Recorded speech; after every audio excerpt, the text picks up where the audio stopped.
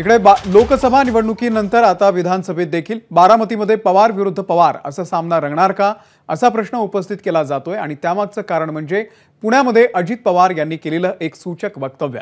बारामतीमध्ये जय पवार यांना उमेदवारी देण्यासाठी कार्यकर्ते आग्रही असल्याची बाब लक्षात आणून देत पत्रकारांनी अजितदादांना प्रश्न विचारला तेव्हा मी 7 ते 8 वेळा लढल्यानं आता रस नाही आणि संसदीय मंडळ त्या संदर्भामध्ये निर्णय घेईल अशी प्रतिक्रिया अजित पवारांनी दिली। त्यासोबतच कार्यकर्त्यांचा आग्रह असेल तर जय पवारांना उमेदवारी देण्यासंदर्भात विचार करू असंही अजित पवार यांनी म्हटलंय। त्यामुळे अजित पवार यंदा जय पवार यांना बारामतीमधून रिंगणामध्ये उतरवून स्वतः दुसऱ्या मतदारसंघातून लढणार का याची राजकीय वर्तुळात जोरदार चर्चा आहे।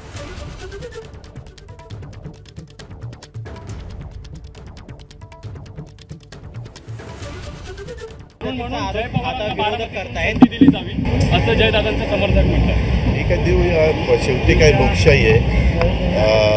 मला तर फार काही त्याच्यामध्ये रस नाही आहे, कारण मी 7-8 निवडणुका केलेल्या आहेत। त्याच्या संदर्भामध्ये जर आमच्या जनतेचा तसा कल असेल कार्यकर्त्यांचा तर पार्लमेंटरी बोर्डामध्ये जरूर तोही विचार केला जाईल। पार्लमेंटरी बोर्ड आणि त्या भागातले कार्यकर्ते जे काही मागणी करतील ते करायला आम्ही तयार आहोत। एबीपी माझा, उघडा डोळे बघा नीट।